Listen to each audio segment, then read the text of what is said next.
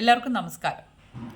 ഇന്ന് നമ്മുടെ പ്രിയപ്പെട്ട നടൻ മോഹൻലാലിൻ്റെ വാർത്താ സമ്മേളനം കണ്ടതിന് ശേഷമാണ് ഞാനിങ്ങനൊരു വീഡിയോ ചെയ്യാമെന്ന് കരുതിയത്. മോഹൻലാലിൻ്റെ വാർത്താ സമ്മേളനം എന്ന് പറയുമ്പോൾ ഒരുപാട് പ്രതീക്ഷയോടുകൂടി തന്നെയാണ് എല്ലാവരും ഉറ്റുനോക്കിക്കൊണ്ടിരുന്നത്. എല്ലാവരും ടി വിയുടെ മുമ്പിലിരുന്ന് മോഹൻലാൽ എന്ത് പറയും, ഹേമ കമ്മിറ്റിയെക്കുറിച്ചും അല്ലെങ്കിൽ അമ്മയെക്കുറിച്ചുമൊക്കെ മോഹൻലാൽ എന്ത് പറയുമെന്ന് കരുതിയാണ് നമ്മളെല്ലാവരും ആകാംക്ഷയോടെ കാത്തിരുന്നത്. പക്ഷേ അദ്ദേഹം ഒന്നും പറഞ്ഞില്ല എന്നുള്ളതാണ് ഏറ്റവും സങ്കടകരമായിട്ടുള്ള കാര്യം. കാരണം അമ്മ എന്ന് പറയുന്ന സംഘടനയുടെ തലപ്പത്തിരിക്കുന്ന ഒരു വ്യക്തി എന്നുള്ള നിലയ്ക്ക് ഹേമ കമ്മിറ്റിയിൽ ഉന്നയിച്ച ആരോപണങ്ങൾ അല്ലെങ്കിൽ കുറ്റക്കാർക്കെതിരെ നടപടിയെടുക്കുമെന്നോ അല്ലെങ്കിൽ ഇതിൽ ഇരയായിട്ടുള്ളവരെ സംരക്ഷിക്കുമെന്നോ ഒന്നും തന്നെ അദ്ദേഹം പറഞ്ഞില്ല.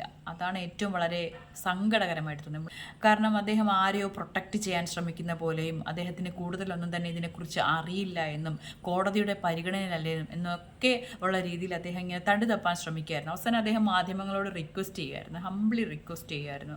നിങ്ങൾ എന്താ പറയുക, നമ്മൾ ദയവ് ചെയ്ത് ഇങ്ങനെയൊന്നും ചെയ്യരുത്, നിങ്ങൾക്കൊന്ന് മിണ്ടാതിരുന്നൂടെ എന്നൊക്കെയാണ് ചോദിച്ചത്. അപ്പോൾ ശരിക്കും മാധ്യമങ്ങൾ എങ്ങനെയാണ് മിണ്ടാതിരിക്കുക? മാധ്യമങ്ങൾക്ക് മിണ്ടാതിരിക്കാൻ കഴിയുമോ? ഇല്ല, ഒരിക്കലും ഇല്ല. കാരണം ചോദ്യങ്ങൾ ചോദിക്കാനുള്ളവർ തന്നെയാണ് മാധ്യമപ്രവർത്തകർ. അതിനുള്ള വ്യക്തമായ ഉത്തരങ്ങളില്ലാത്തിടത്തോളം കാലം ചോദ്യം ചോദിച്ചുകൊണ്ടേയിരിക്കും. കഴിഞ്ഞ ദിവസം നമ്മുടെ പ്രിയപ്പെട്ട നടൻ പൃഥ്വിരാജ് ഒരു പ്രസ് മീറ്റ് അറേഞ്ച് ചെയ്തിട്ടുണ്ടായിരുന്നു. ഈ പ്രസ് മീറ്റിൽ അദ്ദേഹം വ്യക്തമായും കൃത്യമായും അദ്ദേഹത്തിൻ്റെ നിലപാട് വ്യക്തമാക്കി. അമ്മ എന്ന സംഘടനയിൽ കുറ്റക്കാരായുള്ളവരെ സംരക്ഷിക്കാൻ ഒരിക്കലും അദ്ദേഹം കൂട്ടുനിൽക്കില്ല എന്ന് അദ്ദേഹം വ്യക്തമായി തന്നെ പറഞ്ഞു കഴിഞ്ഞു. ഇരകൾക്കൊപ്പം തന്നെയായിരിക്കും അദ്ദേഹം പറഞ്ഞു കഴിഞ്ഞു. ഒരു ചോദ്യങ്ങൾക്കും, മാധ്യമപ്രവർത്തകരുടെ ഒരു ചോദ്യങ്ങൾക്കും പൃഥ്വിരാജ് ഉത്തരമില്ലാതെ പോയില്ല. വളരെ ജെന്യുവിനായ രീതിയിൽ തന്നെയാണ് അദ്ദേഹത്തിൻ്റെ നിലപാട് വ്യക്തമാക്കിയത്.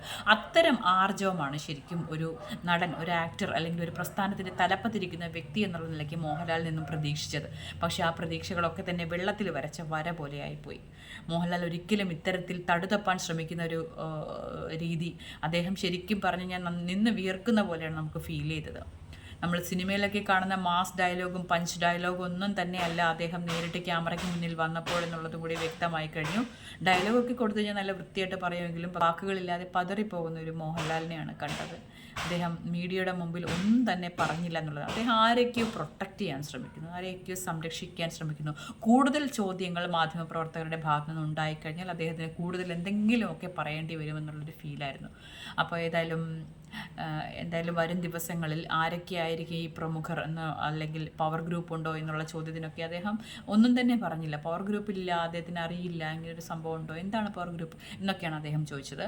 അപ്പോൾ ഏതായാലും എന്താ പറയുക, മോഹൻലാൽ വളരെയധികം എന്താ പറയുക, ഒരു പ്രസ് മീറ്റിന് പ്രിപ്പയർഡ് ആയിട്ടല്ല അദ്ദേഹം വന്നതെന്നാണ് മനസ്സിലാക്കാൻ കഴിഞ്ഞത്. പിന്നെ അദ്ദേഹം തന്നെ കഴിഞ്ഞ കുറച്ച് വർഷങ്ങൾക്ക് മുമ്പ് അദ്ദേഹം മനോരമ ന്യൂസിന് കൊടുത്തൊരു ഇൻ്റർവ്യൂ ഞാൻ കാണുന്നുണ്ടായിരുന്നു. ആ ഇൻ്റർവ്യൂവിൽ അവതാരകൻ ചോദിക്കുന്നൊരു ചോദ്യമുണ്ട്, താങ്കൾ 3000 സ്ത്രീകൾക്കൊപ്പമാണോ ഒപ്പം നിങ്ങൾ കഴിഞ്ഞിട്ടുണ്ടോ എന്നുള്ളൊരു ഗോസിപ്പ് കേട്ടിട്ടുണ്ടല്ലോ. അപ്പോൾ അദ്ദേഹം തിരിച്ചു പറഞ്ഞൊരു മറുപടി ഇതാണ്: 3000 എന്ന് പറഞ്ഞാൽ അത് വളരെ കുറഞ്ഞു പോകുമെന്നാണ് അദ്ദേഹം പറഞ്ഞത്. അത് ഗോസിപ്പിന് മറുപടിയായിട്ടാണ് പറഞ്ഞതെങ്കിൽ പോലും അദ്ദേഹം അന്ന് ആ പറഞ്ഞ സ്റ്റേറ്റ്മെൻറ്റിൻ്റെ വീഡിയോസൊക്കെ നമ്മൾ കാണുമ്പോൾ നമുക്കിപ്പോൾ മനസ്സിലാക്കാൻ കഴിയുന്നത്, ഇന്ന് അദ്ദേഹം ഈ പ്രസ് മീറ്റിൻ്റെ മുമ്പിൽ അല്ലെങ്കിൽ ഈ ഒരു മാധ്യമപ്രവർത്തകരുടെ മുമ്പിൽ നിന്ന് അദ്ദേഹം പതർന്നത് കണ്ടപ്പോൾ തന്നെ നമുക്ക് മനസ്സിലായി.